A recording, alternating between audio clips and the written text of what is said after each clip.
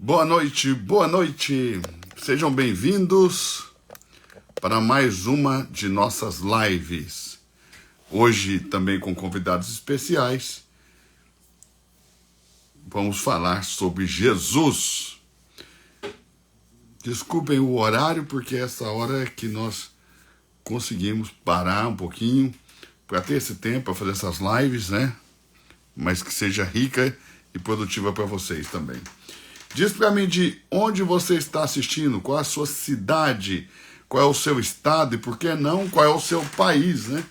Porque a gente está sempre sendo assistido aí por pessoas de outro país. Nossa audiência alcança também pessoas de outros países. Então me diz aí a cidade, o estado, o país que você está assistindo. E deixa eu ver se já entrou aqui o meu convidado para participar conosco. Já entrou aqui, ó.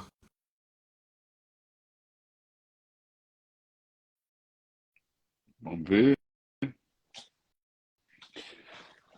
Aí meu primeiro convidado.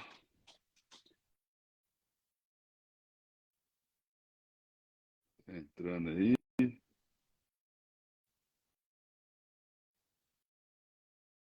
Cadê?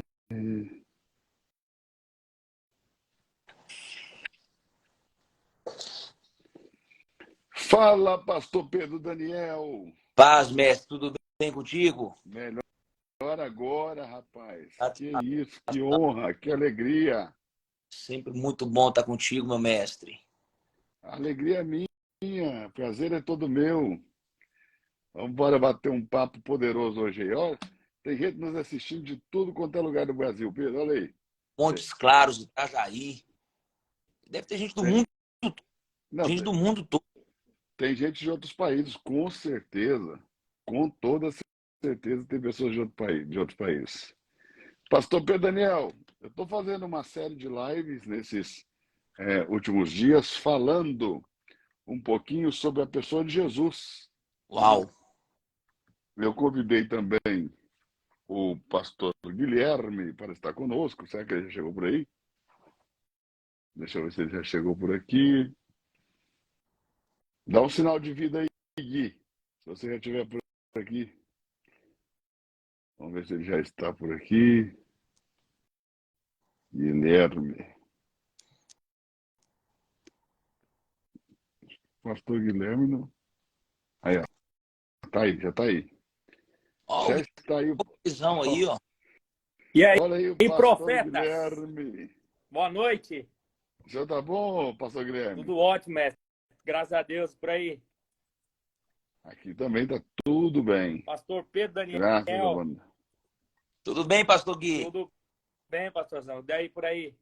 Tudo ótimo, amigo. Não tô tão bem quanto vocês aí. Ah, se bem que Balneário agora tá passando uma situação delicada aí, né? Mas estamos bem, graças a Deus. Pastor Só vitórias. Antônio tá bem? Aqui em Balneário a terra estreitou, irmão. Rapaz, o negócio, eu vi as fotos, eu vi os vídeos aqui, eu fiquei com o coração triste aqui, porque Belo Horizonte já sofreu muito por isso aí, e esse ano, graças a Deus, não sofreu tanto, mas os últimos anos a gente passou por isso aqui em BH. É isso aí. Pastor Pedro Daniel, pastor Guilherme, vocês estão bem? Nós estamos, mestre, e você? Tá animado? Também. Demais. Estou animado para falar com vocês. Nós estamos fazendo uma série de mensagens aqui falando sobre Jesus, Sim. sobre a pessoa de Jesus e sobre por que parece tão difícil se falar de Jesus nesses dias. Né? Por que parece tão difícil falar de Jesus? A gente fala muito sobre o que Jesus fez, sobre o que Jesus pode fazer. A gente fala muito sobre... nós falamos muito sobre o poder de Jesus, mas falamos pouco sobre o próprio Jesus, sabe? E nós estamos vivendo um tempo onde nós buscamos que a igreja seja cristocêntrica, e que a igreja expresse a Jesus. E aí eu queria ouvir de vocês, né? Primeiro, por que vocês acreditam que as nossas igrejas falam tão pouco de Jesus, se é que vocês acreditam nisso? Porque, ao meu ver, parece que a gente fala pouco, poderia se falar mais. ou deveria se falar mais, né? Jesus deveria ser o centro da vida da igreja, Jesus deveria ser a nossa mensagem. Por que no século XXI as igrejas falam tão pouco sobre Jesus? Pastor Pedro Daniel, pastor Guilherme, pode ficar à vontade. Pastor Gui, se quiser começar aí, pode começar. Pastor, o que eu tenho percebido nesses últimos tempos, com relação a isso que o senhor colocou em questão,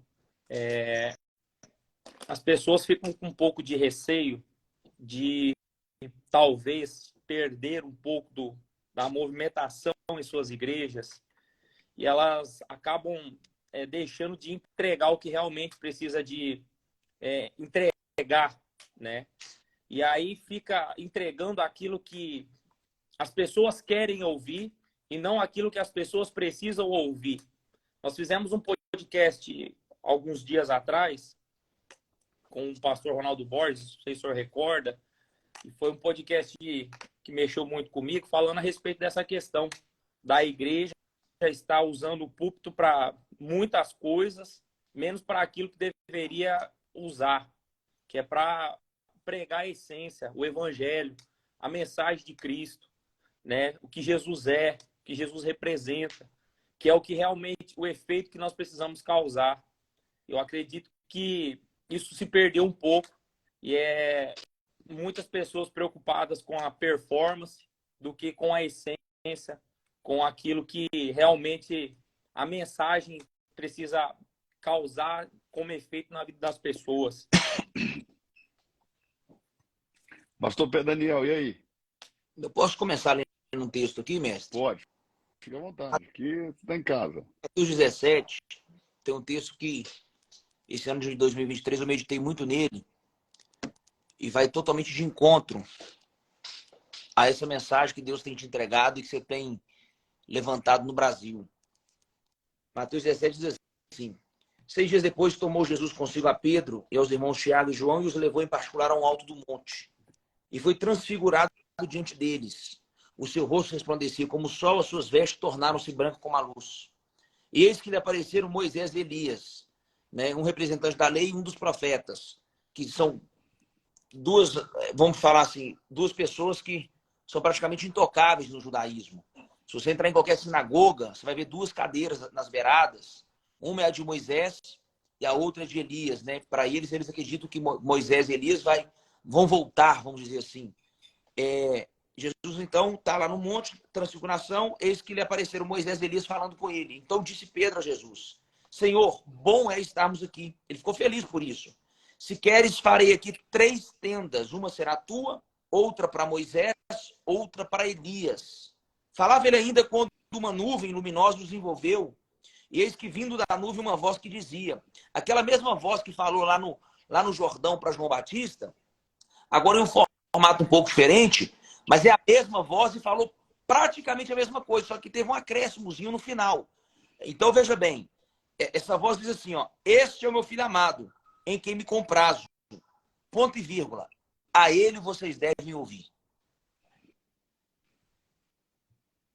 Então, veja bem, Jesus, ele não só transfigura para mostrar poder ou o corpo glorificado que deveríamos ter no futuro, mas o X da questão para mim aqui é que Moisés simboliza a lei, Elias simboliza os profetas, Cristo está no meio, e uma voz vai dizer assim, a ele vocês devem ouvir. O que é que Deus está dizendo? Foi bom até aqui ouvir os profetas. Foi bom até aqui ouvir a lei. Mas de agora em diante, vocês devem ouvir esse camarada aí, ó. É a ele que vocês devem ouvir. Então, sabe o que acontece, mestre? Eu acho que Jesus, a sua mensagem, por questões históricas, construíram um Jesus fraco, pendurado numa cruz, fragilizado.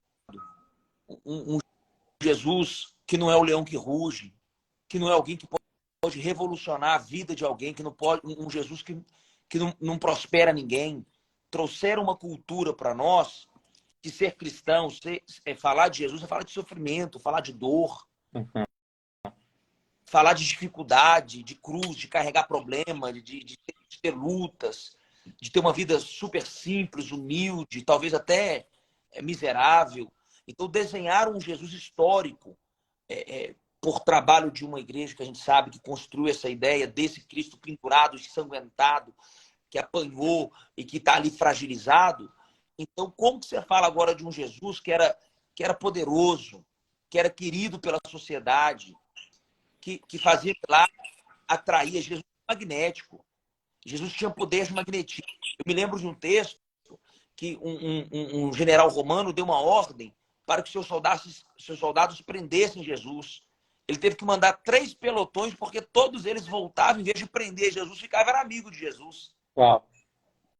Então, eu acho que o caminho é desconstruir esse Cristo fragilizado, que apanhou, esse Cristo histórico, e a gente começar a introduzir na mente das pessoas um Cristo poderoso, que reina, que é sábio, que é humano, que é amigo, que é leal, né? Que é sábio, que é inteligente, né? Que pensa, que não se vai pela opinião da massa, porque a massa inteira em Israel queria fazê-lo pensar de uma forma, se comportar de uma forma, e ele vem quebrando padrões.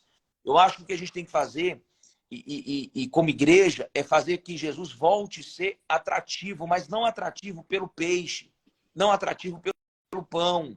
Eu acho que a gente construiu muitos anos esse Jesus que ou é o histórico sofrido, o que apanhou, o que tem uma vida difícil, o que tudo com ele vai ser uma prova, vai ser... Eu cansei de ouvir isso. Que a vida cristã é uma prova, é uma luta, é um sofrimento, é uma dor, né? Tem toda essa parte. A gente entende que a vida não é feita de rosas, que não é só maravilhas, que existem processos, né? Que existem desertos. Isso é ok. Mas veja, o deserto ele é temporário, né? Eu li um texto esses dias que me espantou, mestre. Que me espantou Sim, muito. diga. Continue. Fale tudo e não esconda nada. Rapaz, eu fiquei assustado. Sim. E tá falando de Jesus. Não é de mais ninguém. Compartilhe conosco. Eu não sei se os religiosos, o seguidor vai dar conta, mas tá escrito, irmão. Aí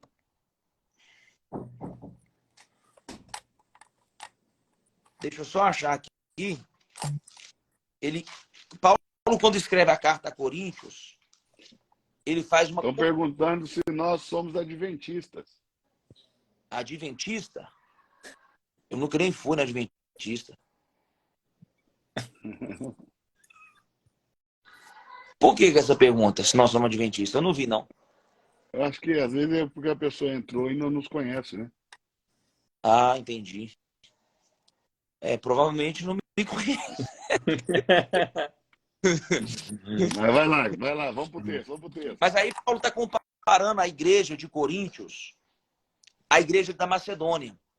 Certo. Sobre as ofertas, sobre a generosidade, sobre o coração voluntário. Ele está falando assim, cara, Macedônia não tendo nada, deu tudo. Macedônia não tendo nada, investiu tudo que podia. Vocês têm muito mais do que a Macedônia, não está dando nada. Vocês não estão fazendo parte do ministério que Paulo vai classificar como assistência aos santos. Ele vai chamar o ministério de ofertas como assistência aos santos. Só que o versículo que me saltou, eu entrei em colapso esses dias, mestre, muito provavelmente já tem até uma boa reflexão sobre esse texto, vai dizer assim, ó, versículo 9, 2 Coríntios 8, 9. Está na Bíblia, viu, gente? Aí se você tem qualquer dificuldade com a Bíblia, aí o problema seu é de fé. Mas vamos lá. Pois conheceis a graça de nosso Senhor Jesus Cristo, que sendo rico, se fez pobre. Se fez pobre. Por amor de vós, por amor de nós, por amor de quem está me ouvindo, para que pela sua pobreza, vós que me escutais agora, tornasseis rico. Então construíram, a gente pode parar para pensar, mestre, que quantas vezes a gente já ouviu tantas coisas de Jesus, que é uma narrativa, que é uma ideia, que é uma teologia franciscana, ou o contrário, sim, só promete prosperidade, multiplicação de pão, multiplicação de peixe. E aí a gente fica apegado a esses dois extremos e a gente não observa que ele tinha uma psicologia, uma mentalidade. um comportamento, como que ele se relacionava com a sociedade, quando ele era perseguido, criticado, como que ele se comportava em treinar os seus discípulos, como que era a escola dele, como que era o estilo de liderança dele. Nós vimos uma cultura do coronel. Eu mando e você faz. Tem igreja aí que o pastor xinga o obreiro. É. Xinga mesmo, xinga até, às vezes, palavra até torpe. Tem igreja que o pastor, ele anda com 4 segurança. Eu até entendo que tem pastores que sofrem ameaça por causa de política, por causa de ideologias. A gente conhece pastores. Eu já sofri leves, mas já sofri perseguições a ponto de colocar a nossa vida em risco, ameaçar. Graças a Deus não aconteceu nada.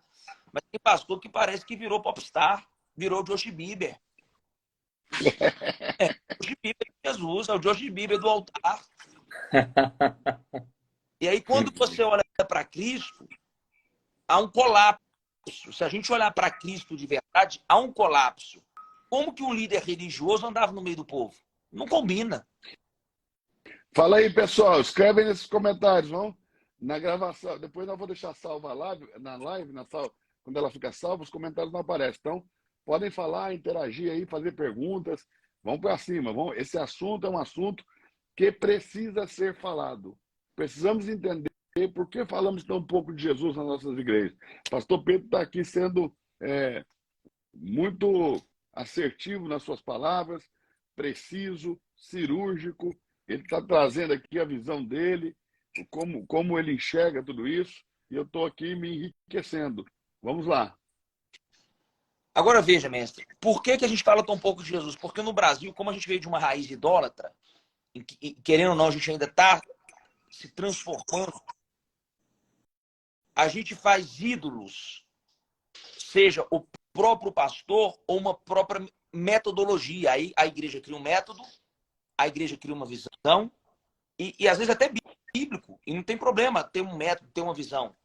Só que aí, como isso deu certo por algum tempo, como isso trouxe resultado, e eu não estou falando só de finanças, talvez alguém está sendo já tão agressivo, não, às vezes não foi só financeiro, mas trouxe popularidade, trouxe fama, né? Trouxe outros benefícios que a popularidade e a fama traz, o crescimento traz, que eles vão se engessando. E aí, como a gente tem a cultura do ídolo, a gente tem dificuldade em mudar, porque se eu mudar, o povo não gosta, o povo não quer. Então, a gente tem que tomar muito cuidado, porque o que dá certo hoje, talvez Deus vai nos pedir amanhã. Uau. É isso aí. E aí, como que eu mudo se eu ensinei para a igreja durante 20, 30 anos um conceito e eu falava que aquilo ali era a verdade de Deus?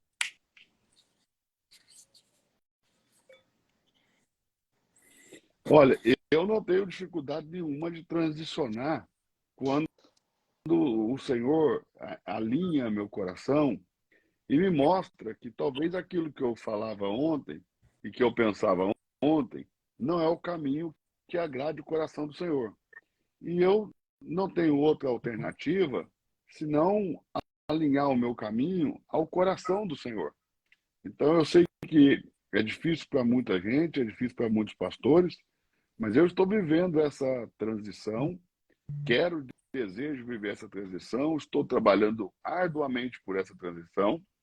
E uma das coisas que o Senhor falou conosco quando nascemos aqui como igreja, há 2 anos atrás, era que Cristo deveria ser o centro da vida da igreja, que nós deveríamos todos trabalhar ao redor de Cristo, ok? E que a nossa mensagem deveria ser Cristo.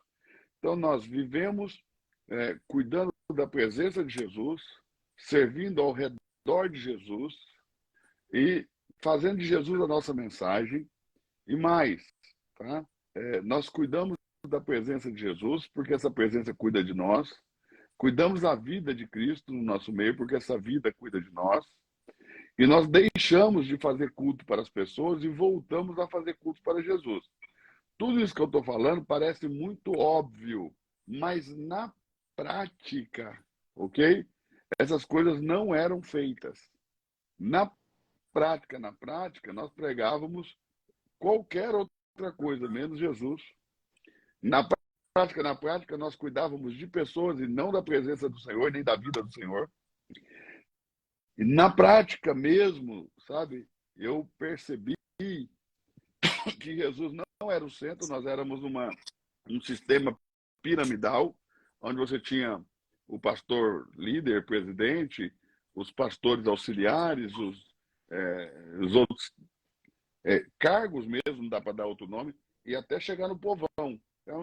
Era um sistema piramidal. Hoje nós temos Jesus como centro e vivemos ao redor dele servindo. Como a visão ali em Apocalipse, né? Tem uma visão em Apocalipse ali que fala sobre isso, né? Fala sobre isso, sobre Jesus no meio dos candeeiros, e que os candeeiros são as igrejas. Então ele é o centro da vida da igreja. Então nós também não falamos aqui, Pedro, que nós alcançamos isso. Nós falamos aqui que nós somos chamados para isso. E há uma distância gigantesca entre você ser chamado para viver isso e você saber como viver isso, ou saber ensinar as pessoas como viver isso. Agora, ontem eu estava numa live aqui que os pastores falaram alguma coisa muito interessante. Quem recebe o chamado se torna imediatamente responsável pela mensagem, se sente responsável, se sente se sente encarregado de levar a mensagem, sente o encargo, o peso no espírito e no coração de levar essa mensagem aos outros, entende? Então eu penso que é isso. O fato de Jesus ter nos chamado não quer dizer que chegamos. Então, tampouco quer dizer que nós podemos ensinar os outros. Mas nós decidimos quebrar o nosso orgulho, quebrar a nossa soberba e caminhar em direção ao que o Senhor está nos apontando. E aprender a cada dia. E estamos trazendo conosco aqueles que nós conseguimos e estamos compartilhando isso com todo mundo, porque nós estamos vendo o fruto de ter Jesus como centro da igreja. Entende? Então, às vezes, o cara olha para a gente falando sobre isso e fala, pô, quem é esses caras para querer ensinar de Jesus? Não queremos ensinar nada para ninguém. Nós recebemos um chamado para fazer de Jesus o centro da vida da igreja, para cuidar da vida de Jesus, para fazer cultos de volta para Jesus, para fazer de Jesus a nossa mensagem. Não quer dizer que a gente pode dar aula sobre isso, não. Mas quer dizer que nós decidimos que nós vamos por esse caminho. Nós vamos caminhar por esse caminho, estamos caminhando por esse caminho. E estamos vendo o fruto, que é o orgânico crescimento da igreja. Isso é um fruto incontestável. A igreja cresce organicamente, há uma unção, há uma graça, há uma presença incontestável. Até o mais duro de coração consegue perceber e sentir, ok? Essa presença, essa vida precisa ser cuidada para que ela não venha desaparecer ou não venha a ser ofuscada pelo entretenimento, pelas nossas programações, pelos nossos eventos. Então nós cuidamos dessa vida de Deus, né? Cuidamos muito também quem nós trazemos, quem nós chamamos, por que chamamos, qual o propósito, tudo isso. E com base nisso, Pedro, eu estou fazendo aqui dia 26, 27, 28, 29 de janeiro, um grande encontro de pastores aqui em Balneário Camboriú. Encontro de pastores. Nós vamos passar 4 dias no hotel, aqui no Slaviero Brut, a uma quadra do mar, ok? Num lugar fantástico, com piscina, com academia, com restaurante. Nós vamos tomar café da manhã, vamos almoçar, vamos jantar. Para quê? Para falar sobre isso, né? Sobre esse crescimento orgânico da igreja, sobre esse crescimento orgânico da igreja cristocêntrica. Porque a igreja é Cristos, e para mim isso é o futuro, tá, Pedro? Ao meu ver, a igreja que não fizer de Cristo o centro, cuja mensagem não for Cristo, ok? Ela não vai muito longe, carreira curta, no sentido de que as pessoas estão entendendo que não é evangelho sem Jesus, que não é igreja sem Jesus. E elas desejam Jesus. O que as pessoas não suportam mais é a religião. Entende? Porque enquanto a religião diz para você fazer algo, Jesus vem e te diz, está consumado. Eu já fiz. Uau. Entende? Uau. Enquanto a religião está te julgando, Jesus está te abraçando. Uau. Entende? Enquanto a religião olha para você para perguntar se você crê, se você mudou para que você possa pertencer, Jesus primeiro te dá a vida eterna, te faz pertencente, primeiro te faz filho de Deus e depois vai tratar do seu caráter. Primeiro você pertence, depois ele te transforma. Então, veja, a religião, ela quer te aprovar para que você possa pertencer. Jesus te faz pertencer para que você seja aprovado. Entendeu? Então, é o caminho contrário da religião. E nós vamos falar sobre o crescimento da igreja, vamos falar sobre a organização da igreja, sobre as finanças da igreja, vamos falar sobre vários aspectos da vida da igreja nesses dias. É para pastores. Só pastor que tem que vir isso aqui. Pastores titulares das igrejas, os pastores principais, os pastores que são auxiliares, que estão ajudando, tá bom? E se você já está liderando de alguma forma uma pequena comunidade, mesmo que você ainda não é consagrado, mas você lidera pessoas, você tem que estar aqui. Você tem que estar em Balneário, dia 26, 27, 28, 29 de janeiro. Entende? Não que a gente vá dar aula. Você consegue entender, Pedro, o que eu estou falando? Mas nós queremos compartilhar o que nós estamos vivendo e o chamado que recebemos. Ô, mestre, como eu caminho com você há alguns bons anos, eu vi, como você disse, não é uma demagogia da sua parte, eu vi você passando essa transição. Eu vi você sendo confrontado até pelas suas próprias mensagens e tendo que mudá-las, mas talvez ajustá-las. Sim, ajustar alguma coisa, um ponto ou outro, porque a gente não pode descartar toda a obra. Às vezes pregou muita coisa, viveu muita coisa maravilhosa, coisa boa, gerou muito... Linda. Frutos maravilhosos, né? Às vezes as pessoas têm a mania de descartar tudo, né? Sendo que às vezes o ajuste é só um ajustezinho, é só uma questãozinha que às vezes a gente precisa focalizar um pouco melhor. Igual o rádio, quando ele está chegando ali, ele já está quase na estação. Se você dá uma ajustadinha, ele pega. Mas assim, você me ensinou uma coisa, apesar de você passou há 10 anos, que com muita clareza, eu até praticava isso aqui na nossa igreja local, na nossa comunidade de fé aqui. Mas aí vocês conseguiram externar isso com muita clareza. Os setores, como é que vocês trabalham com as pessoas, como que vocês não descartam ninguém, como que a pessoa que chega com o coração aberto, independente da situação que ela está, tem lugar para ela no corpo, né? Eu descobri, mestre, que o corpo, tem hora que ele fica enfermo, tem áreas do corpo que às vezes está um pouco atrofiado, tem áreas do corpo, né? Tem hora que inflama, tem hora que fica doente, tem hora que fica cancerígeno, né? E o corpo, ele tem o poder de expulsar o que é ruim ou tratar o que dá para ser tratado, né? Morrer, o corpo de Cristo não vai, ponto. Ele é eterno, né? Então a igreja não vai morrer. Às vezes eu vejo uns caras preocupados, mas fulano pecou, irmão, fica em paz, o corpo ou trata ele ou expulsa ele, né? O corpo tem os próprios anticorpos, vamos dizer assim, né? E o corpo de Cristo, ele é eterno. E se nós somos o corpo de Cristo, nós temos que ter um pouquinho de mais de maturidade, de entender que áreas do corpo podem estar doentes, mas não é o corpo inteiro, né? Então, assim, eu não posso descartar tudo que eu já preguei, já vivi. O que a gente está fazendo aqui é uma conscientização, assim, João 15. Nós estamos sendo limpos, não que a gente seja pecador, não é nada grave, mas é a Bíblia que diz que a limpeza de João 15 ali é para cristão, é para discípulo, é para gente madura.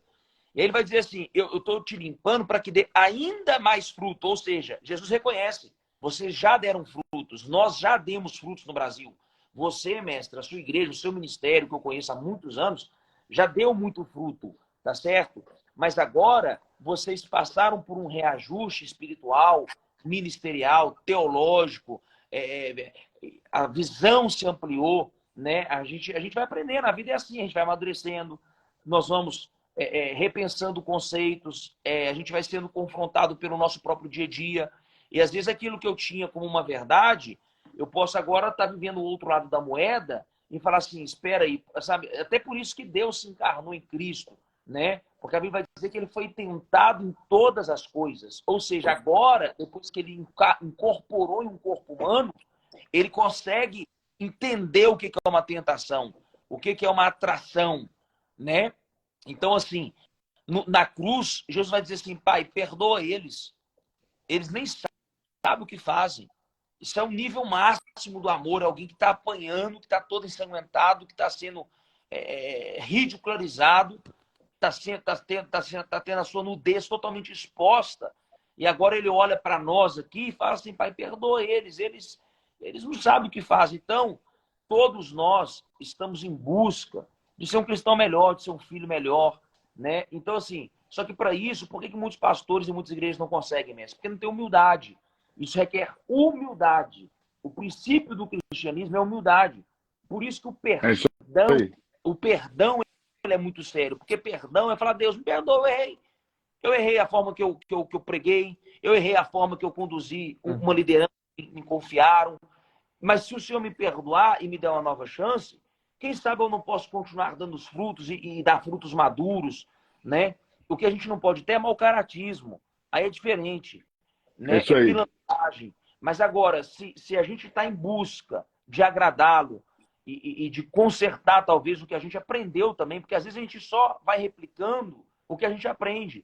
E aí chega uma fase da nossa vida que a nossa maturidade, a nossa vivência, e aí os nossos conceitos, e também o Espírito Santo vai conduzindo cada um para um caminho, que a gente chega uma hora e fala assim, espera aí, me ensinaram isso aqui desde criancinha, me ensinaram isso aqui desde adolescente, eu aprendi isso aqui na faculdade teológica, eu vi de uma igreja que pregava isso, mas espera aí, eu tô vendo que não é bem assim não. Olha aí. E cada um tem um tempo de chegar nesse tempo. Cada um tem um tempo de chegar nesse tempo, que as escamas são removidas, né? E que os olhos são abertos. Fala aí, Gui.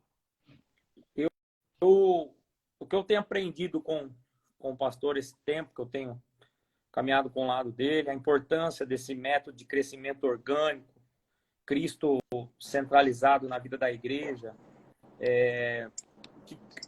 se a pessoa vem, qualquer pessoa que vem para a igreja... Olha aí o pastor Andrés, pastor da Reino, lá em Santa Cruz de la Sierra. Fala, pastorzão, tudo bem? E aí, beleza, meus pastores queridos? Tudo bem com vocês? Tudo ótimo. Pastor Pedro Daniel, você sabe que a Reino está na Bolívia, né? Nós estamos em Santa Cruz da Serra. Andrés, eu conversei muito com ele. Pastor Pedro esteve aqui, conversou com o Andrés. André, seja bem-vindo, lindão. Obrigado. Desculpa, pastor, pode continuar. O que o senhor falou para mim outro dia, pastor, a respeito dessa questão? Esse crescimento orgânico, Cristo centralizado na igreja, tem uma importância muito grande. Por quê? Porque se a pessoa vem para a igreja por qualquer motivo que não seja Jesus, por qualquer motivo besta, pequena, ela vai sair. O que eu fiz, tive uma reunião com nossos líderes hoje, antes do nosso encontro na Praia Brava, e eu falei para eles, eu me sinto feliz e orgulhoso por cada um desses voluntários que estão aqui hoje, porque eu vejo o brilho nos olhos de vocês pela causa de Cristo. Eu sei que vocês me honram, que vocês honram a minha família por estar à frente desse projeto, mas eu sei que vocês estão aqui por um motivo maior. Se por um acaso Deus me mover para outro lugar, esse projeto que iniciou aqui vai avançar, porque vocês estão movidos por a causa de Cristo, não é pela minha vida. Então a importância de Cristo ser centralizado e não ser um ministro é muito importante e diz muito a respeito do crescimento orgânico e constante na vida da igreja.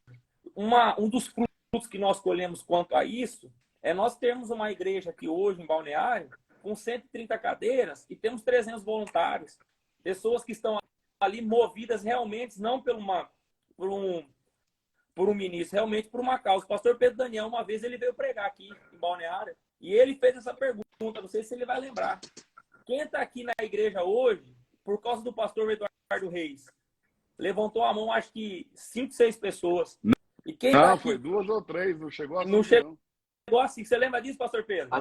Eu lembro. Estou tentando lembrar. E quem está aqui por algum amigo que foi convidado, alguma outra pessoa? Sim, verdade.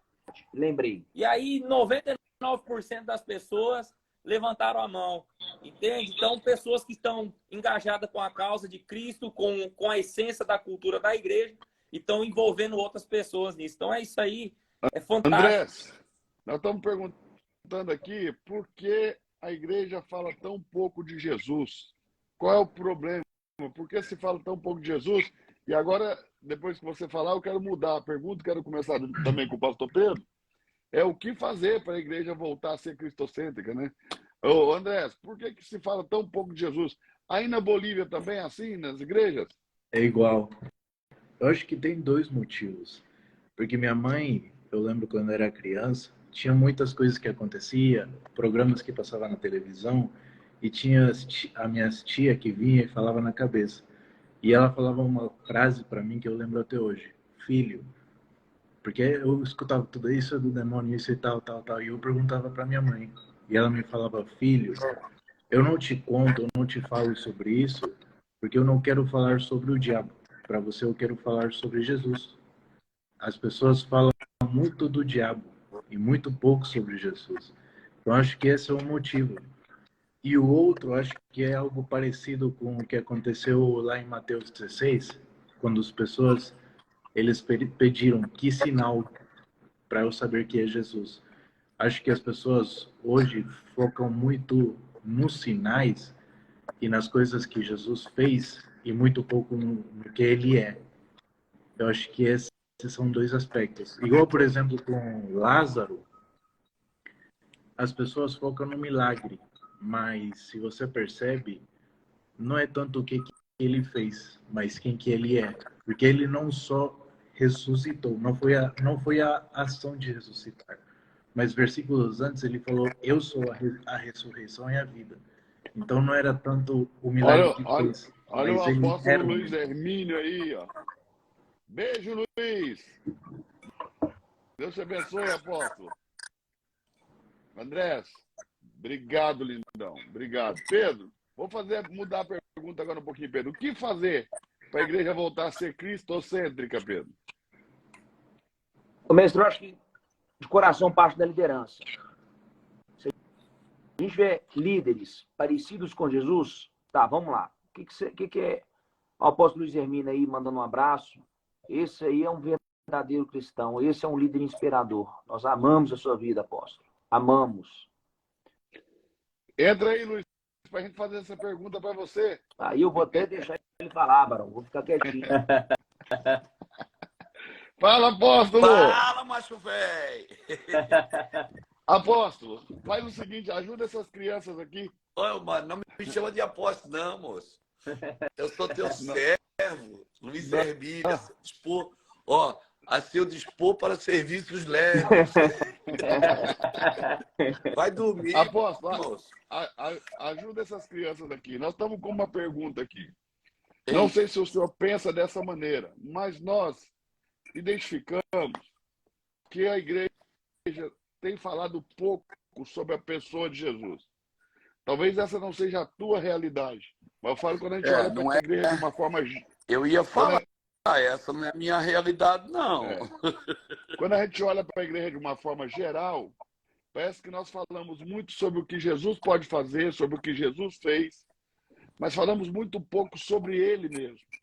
E recentemente nós fizemos uma conferência aqui, simplesmente Jesus, e fomos vários preletores. E foi notório para todos nós a dificuldade dos preletores de se manter no tema Jesus, de falar de Jesus, confessar para falar de Jesus. Ao mesmo tempo, nas igrejas, eu assisti o culto de uma igreja muito referência aqui no Brasil outro dia, online, foram 2 horas de culto. O nome de Jesus foi citado somente nas canções. Sei.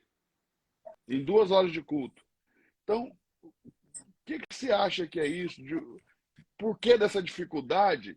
E como a gente fazer da igreja uma igreja cristocêntrica? E se isso é realmente necessário, que a igreja seja cristocêntrica, nossa mensagem seja Cristo. O que você acha de tudo isso? Ajuda nós aqui, ajuda, que é tudo menino, nós queremos aprender. Pô. Não, Eduardo, é o cara, velho. Tudo bem, pessoal? Na bênção? Tudo bem, pastor? Pastor Pedro Daniel, pastor Guilherme. Bênção, eu conheço eles assim. Amém. Deixa eu te falar o que eu penso. Assim, eu creio que nós temos um cenário tem um cenário acontecendo, né? O cenário do fim. Um exemplo assim. Agora nós, os pastores cristãos, crente, nós não podemos contribuir com o cenário, nós não podemos contribuir com o cenário do fim. Se a Bíblia diz assim, ó, que o sujo vai sujar mais, o limpo tem que se limpar mais, né? Se a Bíblia diz que o amor de quase todos esfriará, eu tenho que trabalhar na contramão para que ele não esfrie. Então, assim, ó, nós não podemos contribuir com os sintomas do fim. Os sintomas do fim estão aí. Então, tem coisas, Eduardo, que eu penso que a gente não consegue mudar. Porque a Bíblia diz que vai ser assim. Não é? A Bíblia diz, olha, o cara que é sujo vai sujar mais, o cara que é limpo vai se limpar mais. Né? Então, assim, ó, baseado nisso, tem um cenário que vai se cumprir, é um cenário bíblico, não é? É um cenário bíblico que... Agora, nós não, mesmo sabendo disso, nós não podemos contribuir com isso, entende? Nós temos que trabalhar na contramão. A contracultura, né, apóstolo? Exato. É a contracultura.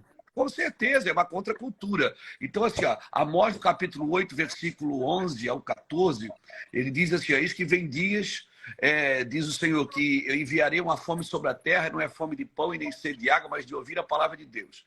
Andarão errantes de mar em mar procurando a palavra. Naquele dia as virgens formosas desmaiarão, um negócio assim, os jovens se cansarão. Então, assim, ó, a palavra de Deus, a pessoa de Jesus, para mim, ela é a única mensagem do Evangelho. Não é? É a única mensagem. E tudo em Jesus, nós vamos encontrar em Jesus a solução e equilíbrio para tudo. Então eu penso assim, ó, por que o mundo está de pernas para o ar? O mundo está de pernas para o ar porque o cenário, a Bíblia diz que isso ia acontecer. Agora, Jesus é a solução para esse cenário. Por isso, você vai ver as pessoas procurando saída no coach, no psicólogo, no psiquiatra, no terapeuta, no analista, né? Agora, tem alguma coisa errada em procurar? Não, não tem errado. Agora, por exemplo, eu sou coach. Eu tenho um curso coach. Se eu sou coach, se eu sou psicólogo, se eu sou analista, se eu trabalho no comportamento emocional, eu tenho que usar a palavra de Deus, mano. Então, assim, ó, a palavra de Deus é a única coisa que pode trazer equilíbrio. Agora, eu até estou preparando agora uma mensagem para o Natal, estava escrevendo ela ontem, que Natal é domingo, né? Então nós vamos ter culto aqui no Natal, no domingo, e eu vou falar de Jesus. Falar justamente de Jesus. Eu acho, Eduardo, que esse tema ele é muito promissor para esses dias. Os nossos púlpitos precisam voltar a falar exclusivamente da pessoa de Jesus, irmão. E deixa claro, Isaías 9:6, maravilhoso, o conselheiro, o Deus forte, o Pai de eternidade, o príncipe da paz, ou seja, os atributos da pessoa de Jesus no casamento, os atributos da pessoa de Jesus na empresa, na educação. Meu filho, por exemplo, meu filho mais novo é jogador de futebol. Cara, ele estuda a Bíblia. Porque se não for para dar bom testemunho, mano. Então, assim, ó, eu acredito que eu estava ouvindo vocês aqui falar, cara, tremendo. Isso precisa ser resgatado. Eu confesso para os irmãos, essa não é a minha realidade. Eu sou um cara cristocêntrico, né? Totalmente cristocêntrico. Eu sou até meio chato com isso. Minha esposa mais do que eu. A gente sempre procura, vou aconselhar alguém, cara, isso vai dignificar Jesus? Não, então tira a mão daí. Eu acho que a gente tem que resgatar a mensagem eterna do Evangelho, não é? A palavra é a mesma, sem mim nada podeis fazer. Né? Jesus é o alfa, é o ômega de todas as coisas. Ninguém vai ao Pai a não ser por Jesus. Então, assim, cara, é difícil demais, assim, porque é como você diz, às vezes eu faço parte de algumas conferências e você é pregador, né? Vocês são pregadores, vocês sabem disso. Às vezes eu vou em alguma conferência, tem 20 pregadores, cara, a gente não consegue construir uma ideia, sabe? Você não consegue construir uma ideia. Então, assim, Os nossos cultos aqui de domingo à noite começam às 7h30, eu vou até 10h30 da noite, 3 horas de reunião. Eu falo 2 horas. O pessoal, pastor, por que o senhor prega 2 horas? Porque eu tenho o que dizer.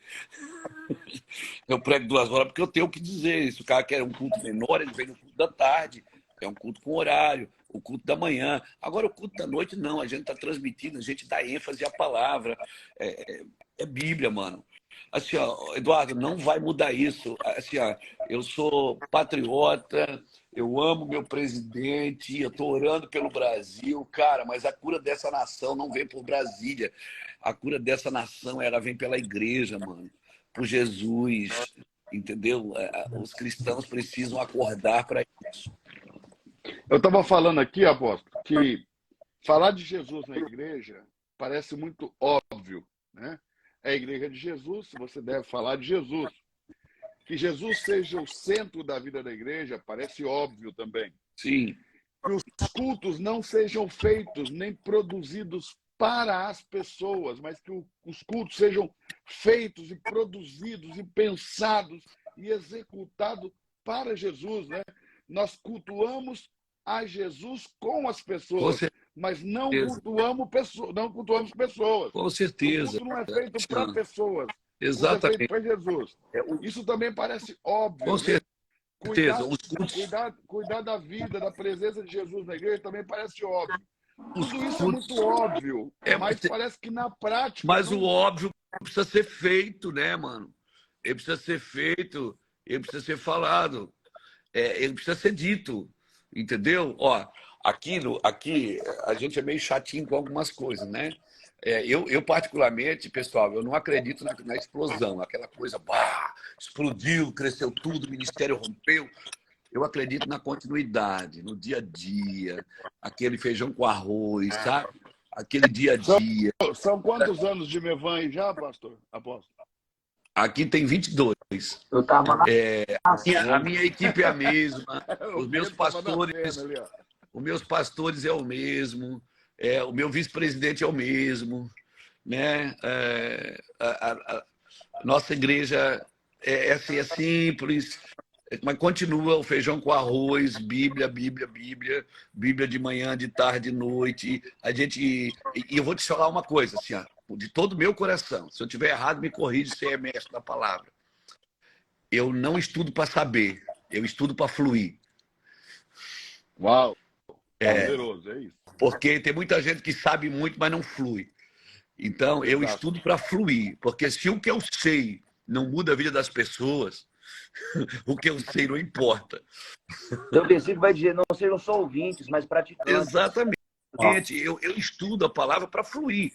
Então, eu vou ministrar, aí eu abro a Bíblia, a pessoa diz assim, o senhor vai preparar uma mensagem? Não, eu vou preparar o pregador, a mensagem está pronta. Se o pregador estiver pronto, a mensagem está pronta.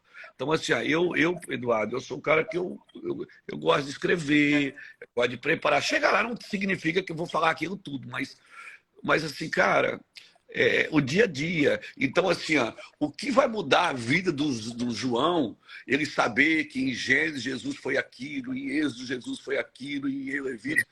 O que vai mudar a vida do João saber disso? Não. O João precisa saber que Jesus odeia, que Jesus não quer que ele seja pornográfico, que Jesus não quer que ele seja adúltero. O João precisa saber outras coisas óbvias do dia a dia. Então, a questão é assim, a igreja, pastor Eduardo, ela já sofreu muito por ignorância, mas parece que agora ela está sofrendo por excesso de inteligência. Eu acho que isso tem a ver um pouco com a Laodiceia, né? Eu acredito, e vocês também verdade. Me corrigir. Muito sentido, muito sentido.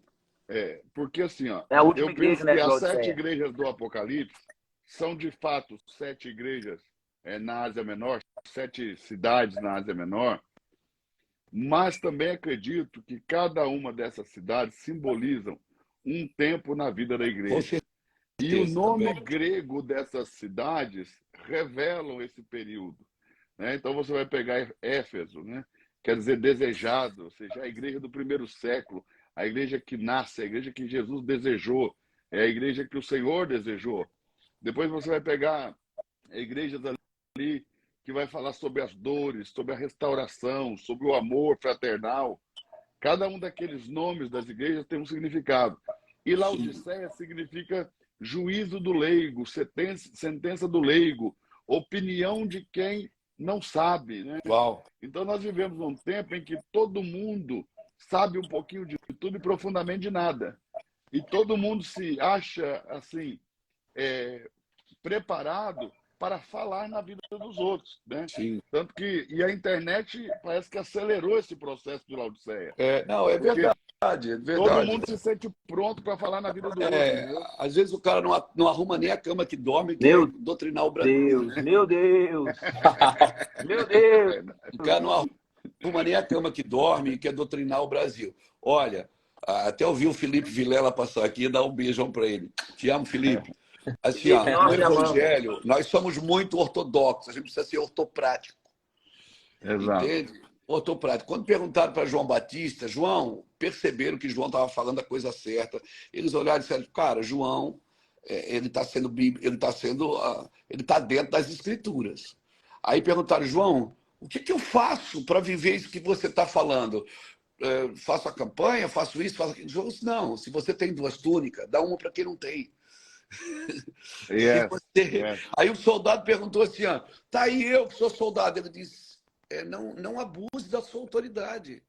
E o cobrador de imposto disse, e eu que sou cobrador de imposto? Ele disse, seja justo, não cobre além do que você precisa cobrar. Então, o evangelho ele tem que ser trazido para uma medida prática de vida. Você trazendo para uma medida prática, você vai viver o evangelho genuíno de Jesus. Por quê? Porque foi o que Deus fez. Se vestiu de homem, desceu na terra, né? Nasceu na casa do Zé, da Maria, na esquina, entendeu? Eles perguntavam, onde é que é teu reino? Ele disse, não é daqui.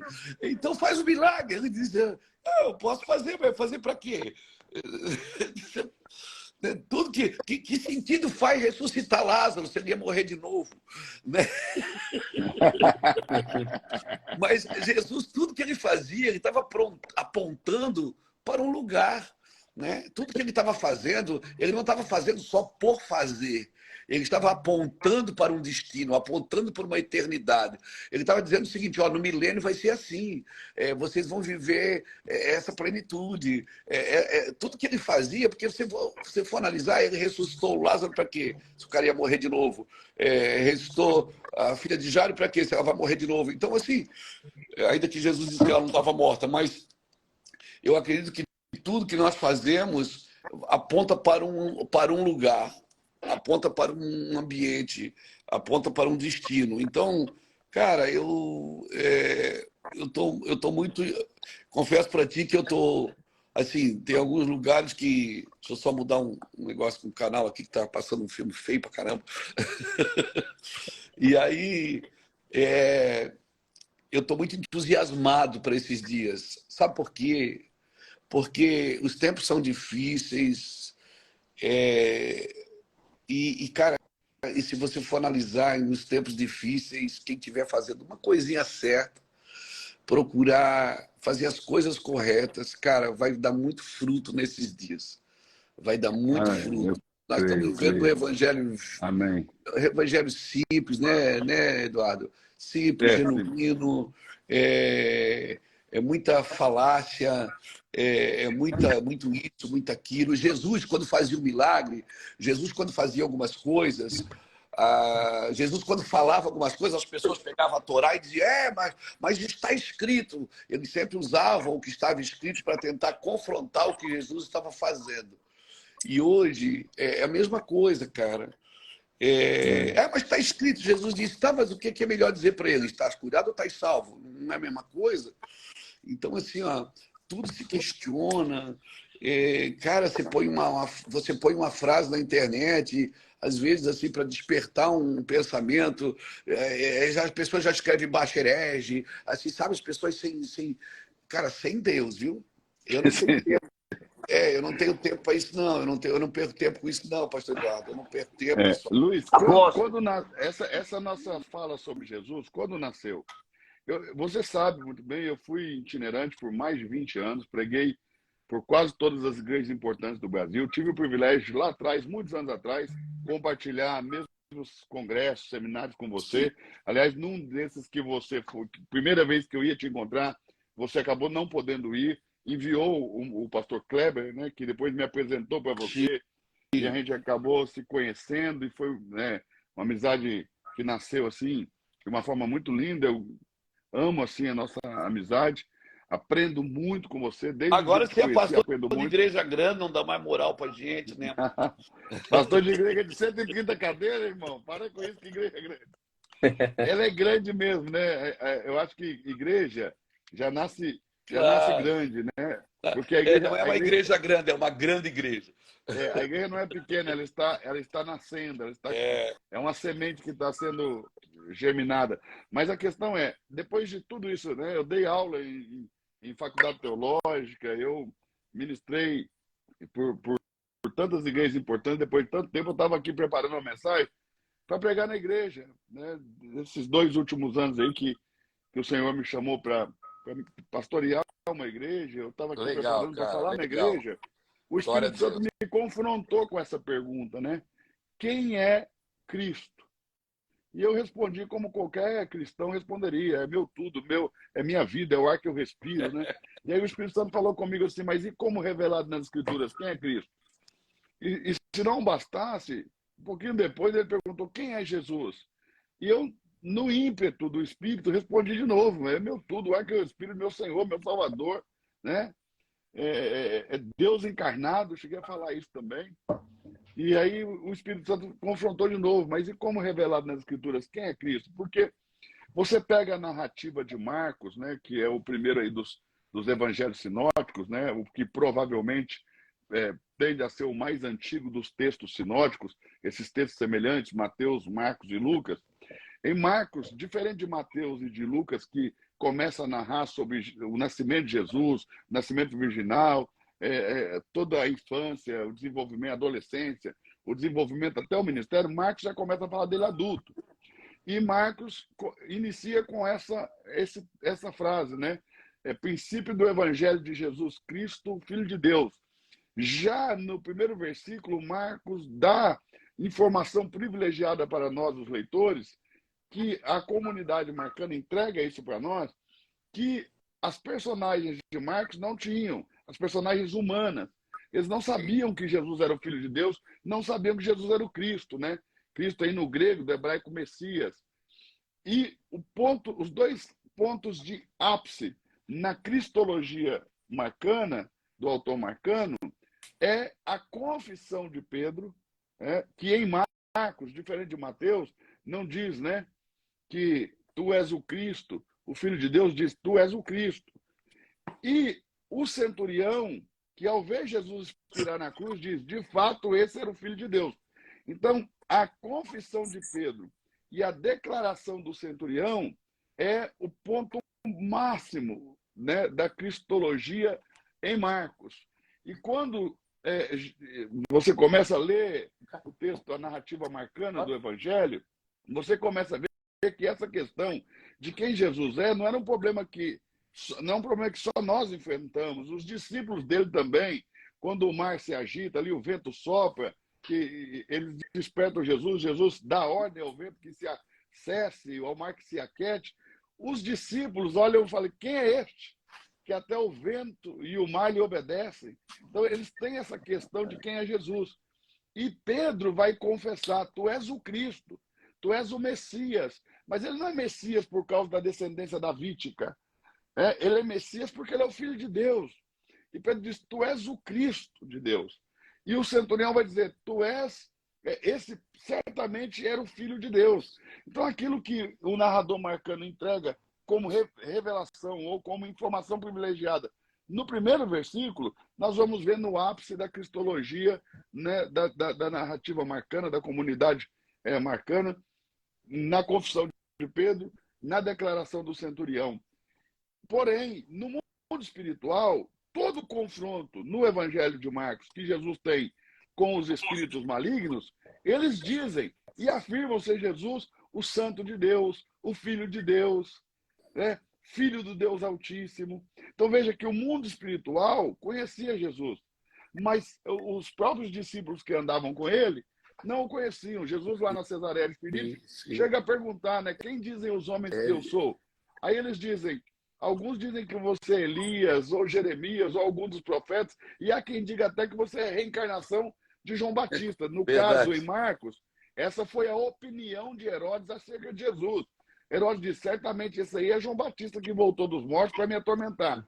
Então, com base nisso tudo, nós também temos aí nesses evangelhos que nós chamamos sinóticos, uma cristologia que passa por um homem que é elevado ao status de Deus, é chamada cristologia da exaltação. Enquanto em João, nós temos a cristologia da encarnação, é um Deus que se faz carne, é o verbo que se fez carne, é um Deus que se fez homem, né? Diferentemente dos sinóticos, é o contrário.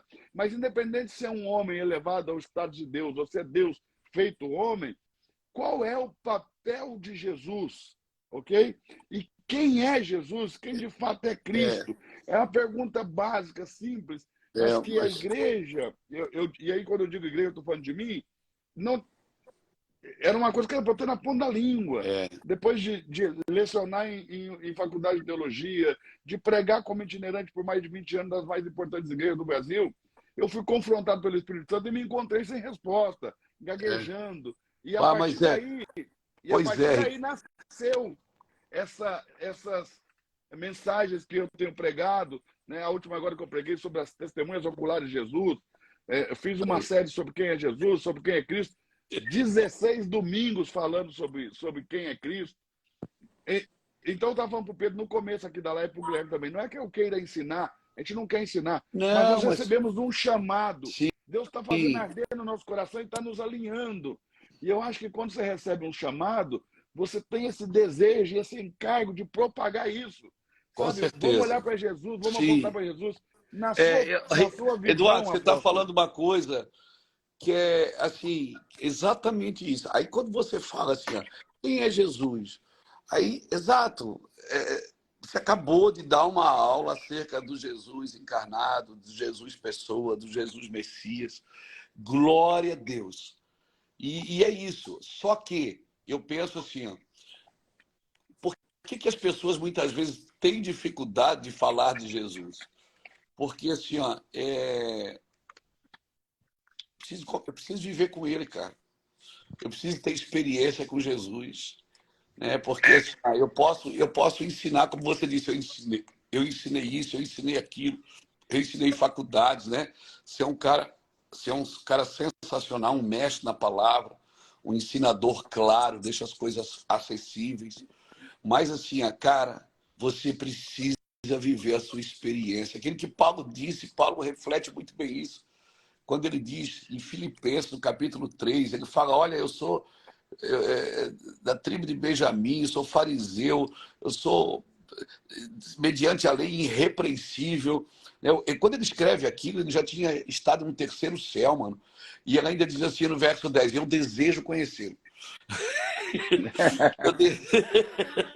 Cara, ele já tinha ido no terceiro céu, Eduardo. E ele diz assim, ó, eu desejo conhecê-lo. Eu desejo conhecer a comunhão dos seus sofrimentos e o poder da sua ressurreição. Ele está dizendo o seguinte, eu desejo conhecer o Cristo homem e o Cristo divino. Eu desejo conhecer o Jesus divino, o Filho de Deus, né? O poder da sua ressurreição, mas desejo também conhecer a comunhão dos seus sofrimentos. Eu acho, Eduardo, que as pessoas que insistem em explicar quem é Jesus sem ter uma vivência prática com Jesus, tentar explicar quem Jesus é sem viver, é só o que sobra para quem não vive com ele. Então, acaba assim, como Herodes, né? Propondo até reencarnação. Exato. Então, assim, eu acho que é exatamente a presença, essa presença que está faltando, essa busca por essa presença. Porque nós nunca tivemos numa geração tão inteligente acerca das Escrituras. Tão inteligente, com tantas informações. Nós nunca tivemos acesso a tantas informações, Eduardo. Mas assim, ó, me perdoe a palavra pejorativa. Eu me vejo fazendo o caminho contrário, né? Exatamente. Eu da mas, academia e estou sendo chamado de simples. Exatamente. Mas assim, ó, me perdoe a palavra pejorativa. Uma geração tão inteligente acerca das Escrituras, mas tão burra na fé. Meu Deus. Sabe? Tão burra na fé, assim, ó, não experimenta coisas naturais, coisas sobrenaturais. Hoje, para Jesus fazer um milagre na igreja, ele vai ter que explicar como é que ele fez aquilo, senão ninguém nem acredita, né? Ele tem que pedir, ele tem Ele que tem pedir que dar uma aula licença. de metafísica para poder o pessoal acreditar no milagre. Exato. Sabe o que eu penso? Jesus não leu nossos livros de teologia para se comportar da maneira que nós achamos que ele vai se comportar. Jesus não leu, Eduardo, meus livros, as minhas apostilas. Jesus não leu os meus livros de teologia para mim achar que ele vai se comportar como ele deve se comportar, né? Eu acredito, né, na teologia, sou teólogo, estudo pra caramba, leio demais. Só que, cara, eu troco tudo isso por um cheirinho, por uma presença, por um ambiente, meu irmão, por um ambiente cheio da sua glória. Cara, essa semana eu tive uma experiência, até postaram, o nosso pessoal postou hoje na internet. Estou pregando domingo na igreja sobre Salmo 2, quando o Senhor diz assim, ó, hoje eu te gerei. Aí ele diz, proclamarei um decreto. Tu és meu filho. Hoje eu te gerei. Pede-me e eu te darei as nações por herança. Aí eu fui explicar sobre quando Jesus te gera e quando Jesus torna público o decreto. Assim, ó, quando o anjo falou para Maria, ele não tornou público, ele falou para ela. Mas Jesus, quando tinha 30 anos, Deus tornou público quem ele era. Uau. Então, assim, entre você receber uma palavra e essa palavra se tornar pública, tem um tempo de preparo, de convivência com Deus, sabe? Então, por quê? Porque as nações, é só depois que Deus torna público, mano. Deus te gerou, você tem uma palavra, você tem filho, né? Você é pai do Enzo, você sabe disso.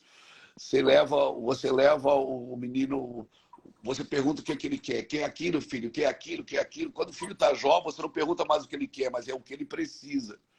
E quando você está um crente maduro, já não interessa mais o que você quer e o que você precisa, interessa o que Deus quer. Então, assim, Senhor, o que é que o Senhor quer da minha vida? O que é que o Senhor quer do meu ministério? Por que o Senhor me deu esse ministério? Por que o Senhor mandou abrir uma igreja em Balneário? Por que o Senhor me chamou para as nações?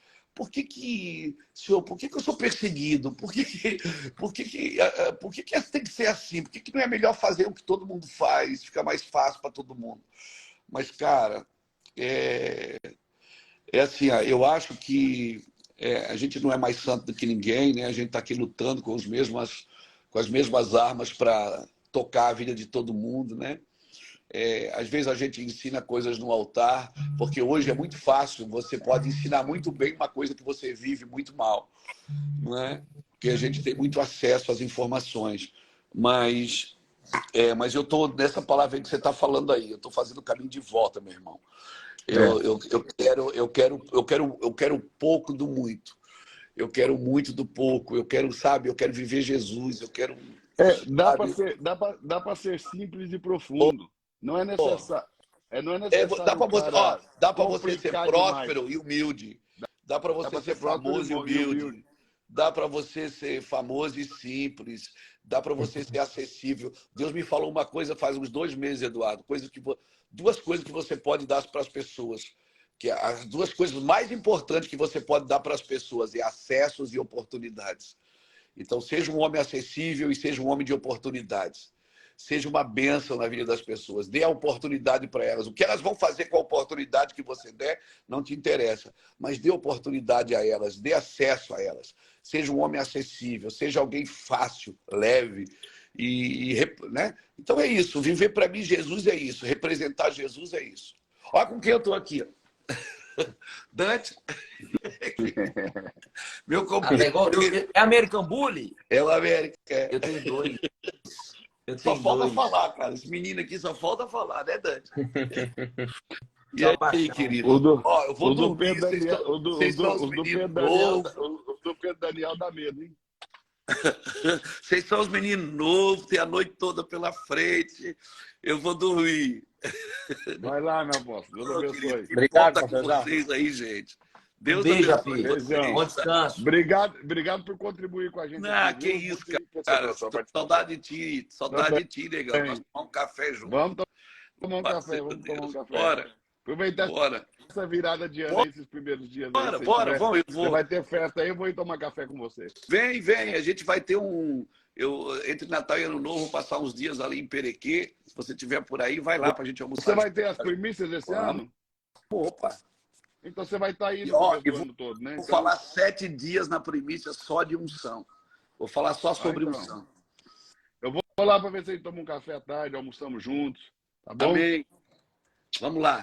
Beijão. Deus abençoe, gente. Valeu. Paz. Deus abençoe vocês. Amém. Beijo.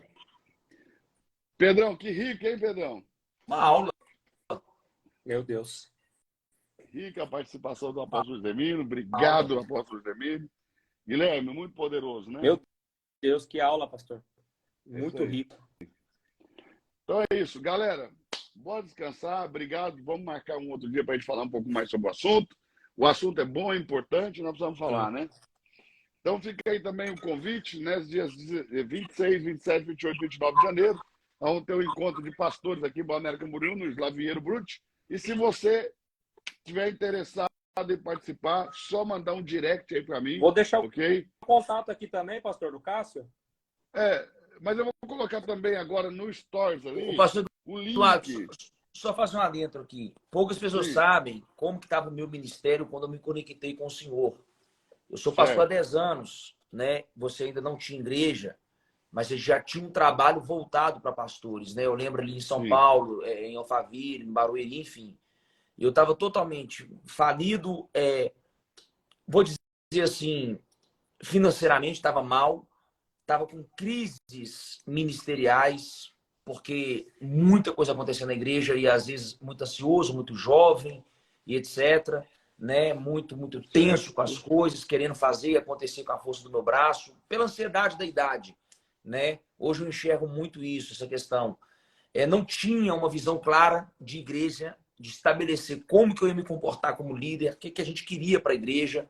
E quando eu me conectei com os seus ministérios, a gente já caminha junto há muitos anos, né? Eu recebi muito em várias áreas, não foi só em uma área, né? Como liderar pessoas, como inspirar pessoas, como gerir pessoas, né? Você tinha uma equipe muito grande, apesar de você não ser pastor local na época, eu lembro que você tinha uma equipe muito grande. Financeiramente, eu prosperei muito. A nossa igreja melhorou muito a questão de estrutura. Eu tinha visão, mas não sabia como fazer, né? Eu sabia o que eu queria, mas não sabia como fazer, né? Você me conectou a apóstolos, a pastores, você me levou a locais, você falou assim, mano, eu vou te apresentar alguns amigos, eu me lembro disso. Foi isso que o apóstolo Zemino falou, né? Acessos e oportunidades. Né? Acessos e oportunidades. E toda vez que eu te agradecia, você falava assim, não, Pedro, mas o mérito também é seu, porque eu fiz isso por muitos e muitos também não romperam, né? E eu lembro que o tempo todo que eu ia te agradecer, você sempre ficava assim, não, cara, mas é você que está lá trampando, é você que está lá ralando, você só está observando e recebendo e aplicando. Então, assim, talvez quem está nos ouvindo aqui não tem noção e dimensão que uma conexão numa mesa como essa, né? Porque os maiores segredos Jesus não entregou para o povo, para a multidão, os maiores segredos ele entregou em mesa, tá? As maiores revelações ele não entregou no Instagram, né? Os maiores revelações ele não entregou no YouTube. Tem coisa que a gente não pode falar do jeitinho que a gente queria falar, porque a gente sabe, tem os haters, tem os fofoqueiros de plantão, tem os perseguidores, tem os invejosos, e tem um tanto de gente por aí. Então, tem coisa que na mesa, num ambiente mais acolhedor, mais confiável, um ambiente mais puro, mais genuíno, a gente abre o coração, conta verdades, experiências, né? Então, talvez você é pastor, líder, tem quase 400 pessoas, a maioria aqui tem chamado, porque ninguém para ouvir Luiz Hermínio e Eduardo se não tiver um chamado queimando dentro de você, né? Vocês são ativadores de profetas, de ministérios. Então, assim, gente, eu quero deixar um aval aqui. O Eduardo não me pediu para falar isso, ele jamais me constrange ou fica combinando alguma coisa. Ele só falou, Pedro, vamos participar de uma live e falar de Jesus? Amém.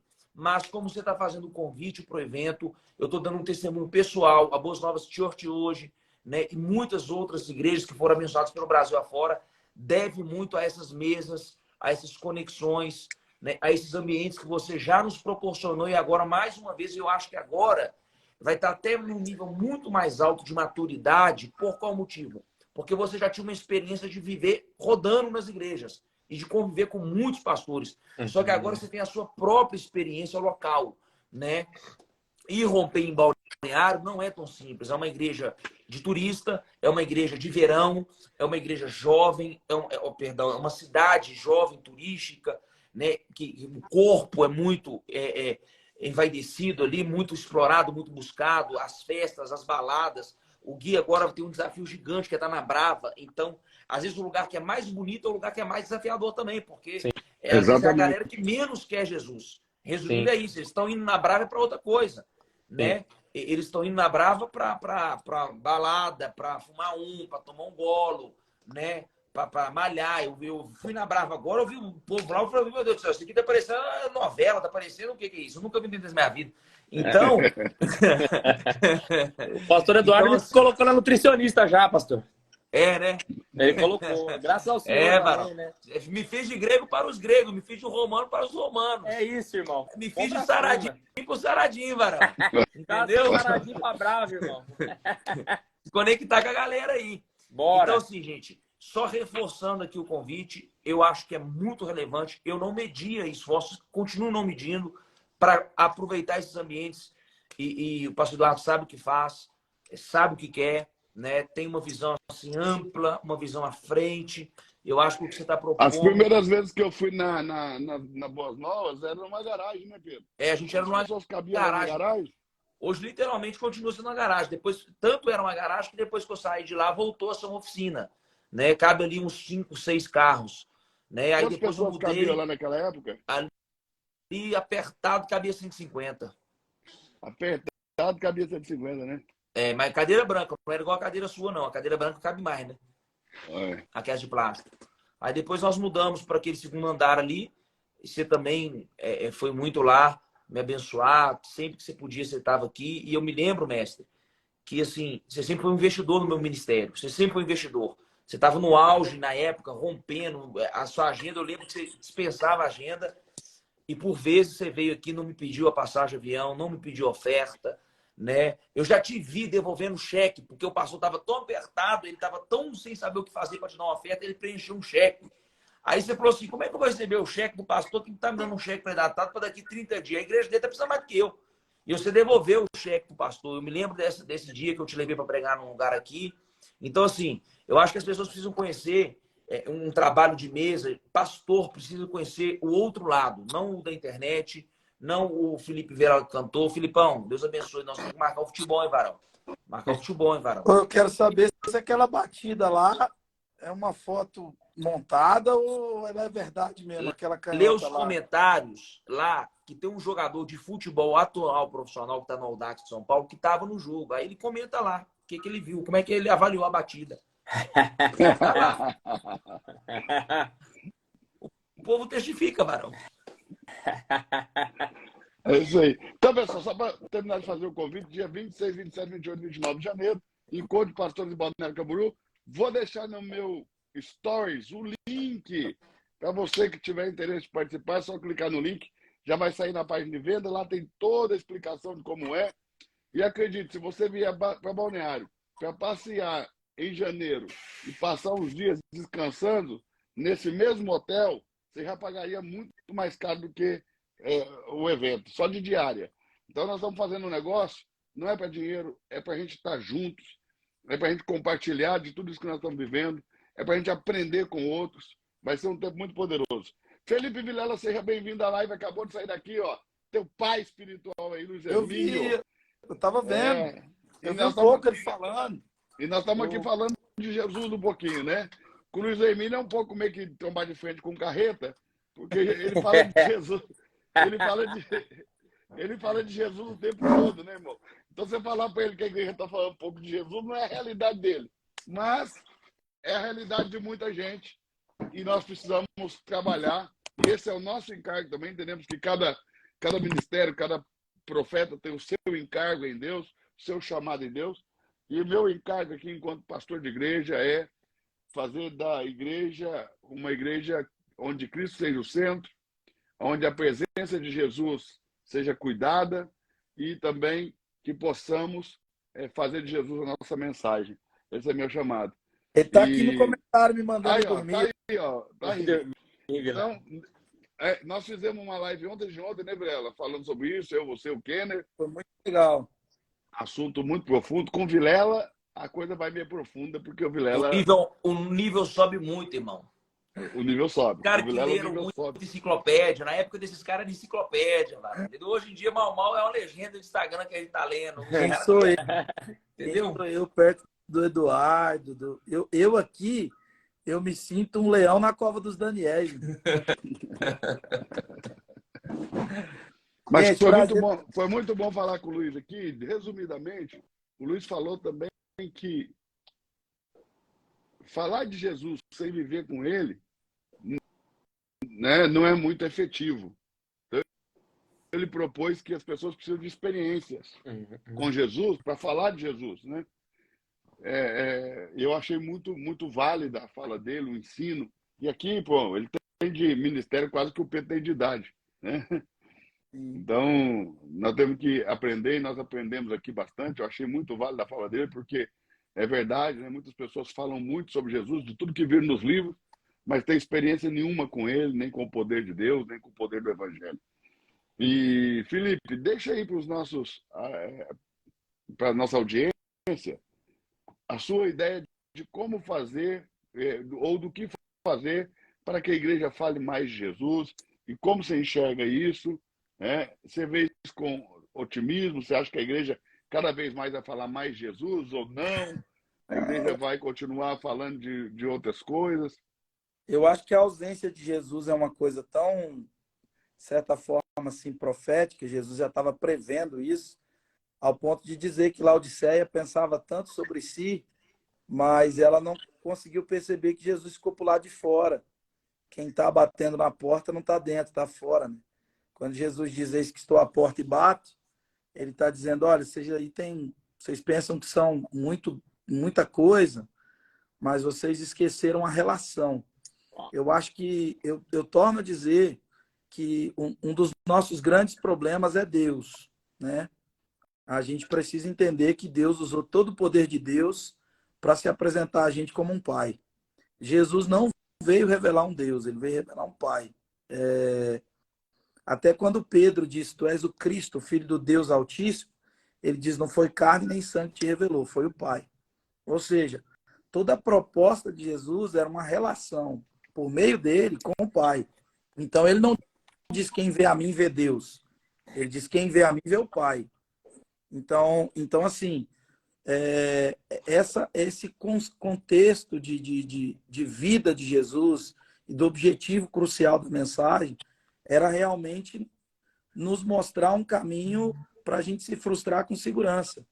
Porque na cruz ele disse: Deus meu, por que me desamparaste? Mas quando ele está morrendo, ele diz: Pai, em tuas mãos eu entrego o meu espírito. Isso é tão importante, Vilela, porque quando ele grita Deus meu, ele fala de abandono. Sim. Mas quando ele diz Pai, ele fala de entrega. De Quando entrega. ele Então, diz assim, Deus meu, ele fala de abandono da parte de Deus. Mas quando ele diz Pai, ele fala de entrega da parte do homem. Na tua mão eu entrego o meu espírito.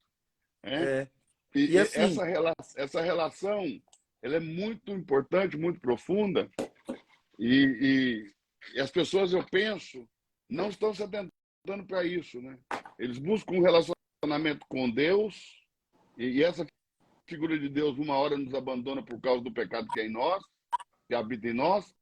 Ainda que esse pecado tenha sido vencido por Jesus na cruz, muitas pessoas não têm consciência disso. E a figura do pai sempre recebe, sempre acolhe. Assim, sempre abraça, eu sempre uso um exemplo, assim, o Estevão, por exemplo, meu filho tem 12 anos. Se o meu filho tirar 10, eu vou ficar feliz, mas se ele tirar 0, ele vai continuar entrando aqui em casa, deitando no sofá e usando toda a intimidade que ele tem comigo, porque quando você entende que Jesus veio nos mostrar o Pai e que Jesus é esse caminho para o Pai, você não vai mais querer comprar amor por serviço. Você não vai mais viver sobre a tônica da obrigação e benefício. Você cumpre uma obrigação. Não vai viver mais na roupagem de Marta, né? Exatamente. Por que quando os discípulos de João questionaram Jesus, dizendo: olha, por que a gente jejua e os seus discípulos não? As pessoas perguntaram. Jesus falou: olha, eu tô aqui e o mindset deles precisa mudar. Enquanto eles estiverem se relacionando com base na obrigação e benefício e não com base no aprimoramento da relação, não adianta. Tem uma definição de religião que Otto Maduro faz que eu gosto muito. Ele diz que religião é um conjunto de preceitos e valores destinados a um ser superior com quem ou com os quais nós temos uma relação de obrigação e benefício. Então, a métrica da religião é obrigação. Irmão, calma aí, ô Felipe. Fala de novo. Primeiro o nome do autor desse negócio aí, que eu acho que esse homem é japonês. Otto Maduro disse o seguinte, que toda religião é um conjunto de preceitos e valores destinados a um ser superior, com quem ou com os quais nós temos uma relação de obrigação e benefício. Ou seja, se você sobe um monte para orar, ou se você corta um pescoço, isso é forte, mas ouve com o coração aberto. Se você sobe um monte para orar, e a base da sua relação é obrigação e benefício, e se você sobe uma escada de joelho para pagar uma penitência, ou corta o pescoço de uma galinha, ou faz qualquer outro tipo de coisa, e o seu mindset não mudar, a base da sua relação for obrigação e benefício, a gente está colocando remendo novo em vestido velho. A gente está colocando vinho novo em odre velho. Então, por que Jesus estava dizendo que eles precisavam entender o contexto da relação? A relação com Deus não é baseada em obrigação e benefício. Se a gente serve um Deus, que se a gente cantar as músicas que Ele quer, se a gente fizer as orações que Ele quer, colocar o tanto de dinheiro no gasofilácio, esse Deus nos abençoa, então esse Deus é corrupto. Esse Deus não é pai, esse Deus está se corrompendo a partir das minhas práticas religiosas. Quando, na verdade, a base do relacionamento é um relacionamento de filiação, de paternidade, de aprofundamento. É claro que não dá tempo de falar isso aqui, mas eu termino dizendo assim, só para não ficar confuso. Mateus 25, Jesus fala de um cara que curou o enfermo. Mas esse cara ouviu de Jesus, eu não te conheço. No mesmo texto, Jesus fala de um cara que visitou o doente. Então, preste atenção. Um cara curou e Jesus não conhecia. O doente deixou de ser doente, mas Jesus não conhecia. Um visitou. E Jesus disse, você visitou a mim. Então, o aspecto relacional é tão profundo no ministério de Jesus que se a gente não entender, a gente vai continuar subindo o monte como quem sobe uma escada de joelho. Porque a gente quer entrar no fogo para negociar com a chama. Quando, na verdade, o que Jesus quer é que a gente compreenda que Deus é o nosso Pai. Entende isso? Isso é um escândalo. O que o povo precisa entender que não é a fadiga e a distração de Marta, é a paz e a tranquilidade de Maria. É isso aí. Não é a fadiga e a distração de Marta em muitos serviços, mas é a paz e a tranquilidade de Maria aos pés do Senhor Jesus, aos pés de Cristo. O Senhor Jesus não chamou os 12 para pregar. O texto diz que ele primeiro chamou os 12 para estarem com ele, depois os enviou a pregar. É isso aí. Esse é o meu grito, esta é a minha mensagem, né? De que nós temos que fazer de Jesus aquele que eu sento para ouvir, fazer de Jesus o centro daqueles que ouvem, porque quando Maria senta para ouvir Jesus, ela não é a primeira. O texto diz assim, ó, e Maria, porque o texto começa lá em Lucas 10, né, a partir do verso 38, dizendo que Jesus chega em Betânia, Marta sai para recebê-lo, recebe em sua casa e está afadigada e distraída em muitos serviços. Enquanto Maria é a irmã de Marta, ela tem uma irmã chamada Maria, o texto diz, também se assenta aos pés de Jesus. E esse também revela muita coisa. Isso que revela o quê? Quando eu decidi fazer o que é certo, eu não vou ser o primeiro.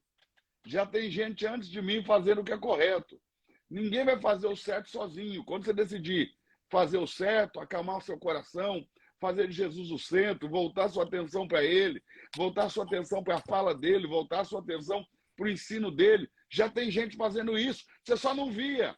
Porque afadigado e distraído em muito serviço, você não consegue ver quem adora, você não consegue ver quem serve de verdade, você não consegue ver quem de fato está olhando para ele, ouvindo o ensinamento dele. E uma coisa que me chama a atenção em Marta, e todos aqueles que se vestem de Marta na fadiga excessiva e na distração absurda do propósito e da vontade de Jesus, é que quando Marta desejou falar com ele, o texto diz o seguinte: e aproximando-se Marta. Ou seja, Marta amava Jesus. Ninguém sai de casa para receber alguém que está chegando na sua aldeia em casa se não o ama. Ninguém vai servir na cozinha ali, preparar algo para quem não ama. Marta amava Jesus, mas ela estava expressando esse amor, né, com base no coração dela e não no coração dele, ok? E ó, só para vocês entenderem aqui um detalhe. Quando o texto diz que Marta, para falar com ele, precisa se aproximar, o que eu entendo? Que existem muitas pessoas, pastor Pedro, servindo a Jesus, pastor Guilherme, Felipe, mas muito longe dele.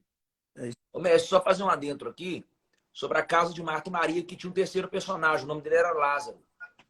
O engraçado é que Lázaro não era discípulo, não serviu na igreja. Eu não vi Lázaro curar ninguém, libertar ninguém. Mas Lázaro ele tinha uma característica que o Felipe estava pregando, o Deus que quer se relacionar. Lázaro ele tinha uma coisa que atraiu Jesus a Betânia, mesmo ele morto. Porque Lázaro conseguiu oferecer... Você já viu aquele líder que ele lidera uma igreja gigantesca, mas ele tem pouquíssimos amigos, e às vezes o amigo dele nem é nada da igreja, nem é discípulo dele, e ninguém entende por que o melhor amigo dele não é discípulo dele. Porque discípulo sempre está muito interligado a resultado, a número, a cobrança, ao que pode ou não pode oferecer. Agora, Lázaro oferecia para Jesus o que poucos conseguem oferecer para os grandes líderes. Aconchego, segurança. Porque Lázaro vivia lá na aldeiazinha, vivia lá em Betânia, não estava preocupado com nada, não estava querendo Jerusalém, não estava perguntando quem vai ser o maior no reino. Uma ceia, né? Ele só queria mesmo, o cafezinho. Ô, Jesus, vem cá na aldeia, vamos fazer uma broa, fazer um pão de queijo, vamos tomar um café. Ele não estava querendo os holofotes como Pedro, João, Tiago, André. Eles ficavam ali brigando entre eles, quem é o maior, quem é o menor. E aí, Jesus agora... Só que sabe o que é engraçado? Eu não vi Jesus ressuscitar nenhum discípulo. Uau. E uma coisa também, assim, que eu acho que para os pastores que estão aqui, para todo mundo, assim, a proposta de Babel foi rejeitada, não porque eles queriam cavar um túnel até o inferno. Babel queria cavar um túnel até o inferno? Não. Babel queria tocar o céu com a força do braço. E todo mundo que quer tocar céu com força do braço... E os tijolos falam disso, né? Tijolos falam da força do braço do homem. Então, assim, lá em Pentecostes, a gente tem um ato muito similar. Mas em Pentecostes, para que eles tocassem o céu, havia uma ordem. Fiquem em Jerusalém, até que do alto vocês sejam revestidos de poder. Ou seja, não é polivalência. Você não vai produzir o que você tem que atrair. E o que atrai essa presença de Jesus e essa experiência com Jesus é primordialmente a relação. Então é essencial esse texto que você mencionou. Jesus chamou os seus discípulos para estarem com ele. Interessante. Depois nos enviou a pregar. Vou jogar uma bola para você, Eduardo, sobre aquele texto lá de João, capítulo 6, aonde Jesus está pregando no deserto e ele está dando aquela mensagem muito dura, né? Onde as pessoas não resistiram àquela mensagem. Jesus não tinha um microfone bom igual tem lá na igreja do Pedro, Jesus não usava um microfonezinho de boca assim igual o Pedro, aquele invocado. E então Jesus falava na garganta. Então eu acredito que Jesus gritou aquilo por muito tempo. Quem não comer da minha carne e não beber do meu sangue não é digno de mim. Existem duas palavras para discípulo, né? A palavra talmidim, palavra hebraica, e a palavra matetes, a palavra grega, que significa o aluno que se alimenta do que o mestre é. Então Jesus estava convidando os discípulos para se alimentarem de quem ele era. E eu acho que esse é o grande fato dessa experiência, né? Um convite feito para aqueles que decidiram e que suportaram a dureza da mensagem, e que, porque suportaram a dureza da mensagem, estão se alimentando de quem Jesus é, não meramente do que você ouviu falar de Jesus, Ô, Felipe, mas de quem de fato ele é. Então, esse texto, para mim, é um texto que define muito, porque o convite de Jesus foi desprezado pela maioria das pessoas, mas aqueles que permaneceram ali, quando Jesus perguntou se eles não iam, Pedro respondeu: para quem iremos nós? Ou seja, de quem nós vamos comer? De quem nós vamos nos alimentar? De quem nós vamos, digamos assim, viver esse nível de experiência, né, tão profunda? Então, eu acho que fica mais, o toque que eu dou é que se você de fato quer atrair essa presença e ter Jesus presente na sua comunidade, você precisa tomar essa decisão de comer da carne e beber do sangue. Ou seja, se alimentar de quem ele é. Yes. Boa. Fala, Pedro. Não, eu ia falar exatamente isso, porque a gente está aprendendo que a gente tem que ter um destino, tem que ter um lugar final para ir, um resultado para apresentar. As pessoas estão em busca de ir para algum lugar, sendo que Pedro, só concluindo, eu ia citar esse texto para o Felipe mesmo, que Pedro fala uma frase que os pregadores às vezes até usam errado. A galera fala assim, para onde nós iremos? Não é para onde, é para quem. Então, quando Jesus fala assim, dá linha, tô cansado de vocês, cara. Se vocês quiserem fazer igual esses caras que estão me abandonando, Jesus era resolvido. Jesus não ficava mendigando amor, afeto.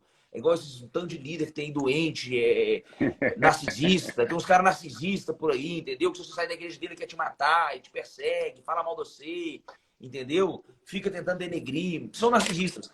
Mas Pedro fala Pastor assim, Borderline. borderline. Mas Pedro vai dizer assim, para quem nós iremos? Pedro não está querendo saber se era na praia, se era na Galileia, se era na Judéia, se era em Jerusalém. Pedro está dizendo assim, Cristo, eu só quero ficar perto. Jesus, eu quero estar com você, é só isso. Relação. Né? Tanto é que Pedro, quando está no mar pescando, que ele estava um pouco perdido, um pouco atônito, porque a sua grande referência tinha sido retirada dele, quando ele volta lá e a rede fica lotada, prova que Pedro realmente amava a presença de Jesus, a pessoa de Jesus. Porque quando a rede está lotada, Felipe, ele não importa para o peixe. Ele não queria saber de peixe, de rede, de pescaria, de resultado. O que ele faz? Ele larga os discípulos lá, ele larga os apóstolos lá, carregando redes, 153 peixes gigantes, sei lá, e sai nadando. Ele põe as suas vestes porque ele estava pelado. Ele sai nadando em crawl, ele dá um de cielo, sai nadando igual um doido. Por quê? Porque estava com saudade da presença de Jesus. Ele não estava preocupado com a pescaria. A pescaria foi para tentar distrair, porque ele não aguentava mais aquela situação. Primeiro, dele ter negado. Segundo, por ele não ter mais a presença daquele que supria ele em tudo. Não é no fato do pão ou do peixe. Supria Pedro na sua existência, como homem, como ser humano, como pessoa. Então, o fato de largar aquela rede, sair nadando, correndo, revela que ele era apaixonado, loucamente apaixonado. E ali você pode ver que Jesus vai ter um diálogo, né, fileus, tu me amas, você sabe que eu te fileus, enfim, não vou entrar nisso agora, mas você vê que Jesus queria realmente ali ter uma relação com Pedro, porque ele tira Pedro agora de canto, ele vai distraindo assim, chamando Pedro um pouquinho mais para a beirada, assim, igual um pastor passa com o obreiro quando ele quer dar um recado, quer pedir uma coisa mais íntima, e Jesus agora realinha. E você não vai ver no texto ele conversando intimamente com nenhum dos discípulos. Um único discípulo que ele chama para canto, que ele troca uma ideia mais do pé de ouvido, é Pedro. Porque Pedro foi o único que mostrou, eu não estou preocupado com peixe, eu não estou preocupado com rede. Né? Ele saiu desesperadamente em busca daquele Cristo que tinha sido dele arrancado. Então era só esse complemento. E Jesus também, lá no deserto, quando ele está sendo tentado, a terceira resposta que ele deu para Lúcifer, ou para o diabo, como quiser chamar, ele falou assim, e tudo que Jesus fala é didático, mestre. Você, como um ensinador, como um mestre da palavra, sabe que até a forma, até a posição das palavras tem um porquê. Aí ele falou assim, somente a Deus adorarás, e somente a Deus servirás. O serviço só vem depois da adoração. Então, antes do nosso serviço, ele quer a nossa adoração, a nossa intimidade, a nossa relação. Voltar para o Éden, voltar para o início, para os princípios das coisas. Enfim, era isso. Gente, muito feliz com vocês. Muito feliz mesmo. Obrigado. Só que, Eduardo, Sim. esse texto, o fato da gente interpretar ele, João 6,68, quando você pergunta para uma igreja, o que que Pedro responde? Senhor, para, a maioria responde onde? Entende? Porque a maioria entende, por conta das canções, com todo respeito aos irmãos que cantam isso, para onde iremos nós, para onde eu irei, para onde, para onde, para onde, para onde. E a gente entende a resposta de Pedro como um apontamento para uma circunscrição. E as pessoas entendem que igreja é um lugar onde elas vão e não uma base relacional que ela tem, a partir de se alimentar de quem Jesus é. Então, eu chamo isso de teologia do papagaio, né? A coisa vai se reproduzindo e vai ficando de uma Eu falava isso no passado, lembra, Pedro? Comentou na unção do papagaio? Eu chamo teologia do papagaio porque tipo Gente, assim... Eu sei que vocês são lindos. Eu quero agradecer vocês. Quero dormir. Antes de dormir, eu quero deixar uma palavra aqui. Quero que vocês dêem um sim ou não para essa palavra, mas eu penso que é tempo da igreja parar de expressar mais ministros do que a Cristo. A igreja onde o ministro é mais importante do que o próprio Cristo. Assim era a igreja de Corinto. Paulo chamou essa igreja de infantil. Ele diz, vocês são infantis, eu tive que falar com vocês como meninos da fé, e não como maduros em Cristo. Porque nessa igreja, uns diziam, eu sou de Paulo, outros diziam, eu sou de Apolo, e outros ainda diziam, eu sou de Cristo. Então, uma igreja que expressa Paulo, expressa Apolo, é uma igreja infantil. A igreja madura é a igreja que ela expressa Cristo. E dentro da igreja, às vezes, tem pessoas que expressam a Cristo, mas tem muita gente expressando ministros. Então, que esse seja um chamado para que a gente volte a expressar Jesus, volte a expressar Cristo, e não a figura de ministros. Talvez seja um tempo dos ministros fazerem um exercício de humildade e cederem seus lugares para Jesus, para que Jesus possa realmente ser expressado na vida da igreja. Talvez ceder aquela cadeira que a gente assenta no lugar privilegiado para Jesus, para que ele esteja no lugar privilegiado na igreja. E tudo isso é só talvez, porque com cada igreja, com cada um, Jesus tem um tratamento. Mas o exercício comum a todos nós, e que vai ser sempre bem-vindo, é deixar Cristo ser expressado pela sua igreja. É levar a igreja a expressar a Cristo. Formar Cristo nas pessoas. Quero agradecer a todos vocês. Quero agradecer Andrés, apóstolo Luiz Hermínio, que não está mais aqui. Quero agradecer o Felipe Vilela, quero agradecer o Guilherme, quero agradecer também o Pedro, Daniel. Obrigado, vocês são incríveis. Eu vou deixar salva a live aí, vou marcar vocês, depois deixa lá um comentário. Você que está ao vivo aqui também, deixa o seu comentário aí na live, eu vou salvar ela agora, falando o que você achou, o que você aprendeu, o que foi novo para você. E vou deixar também no meu stories ali, ok? No meu último stories, o link para você quiser participar conosco em janeiro, 26 a 29 de janeiro, do Encontro de Pastores aqui no Hotel Xavier, Bruto e Balneário Camboriú. Beijo no coração de todos, Deus abençoe. Felipe, vem para mais aí amanhã, hein? Depois, vou fazer semana inteira aí. Tamo junto. Beijão, fica com Deus. Semana inteira, só falar de Jesus, irmão. Vamos para cima. Beijo, amo vocês. Tchau, tchau. Vou só tirar o comentário aqui para gente fazer a foto. Ó, tirando os comentários para gente pousar para a foto aí. Vamos lá.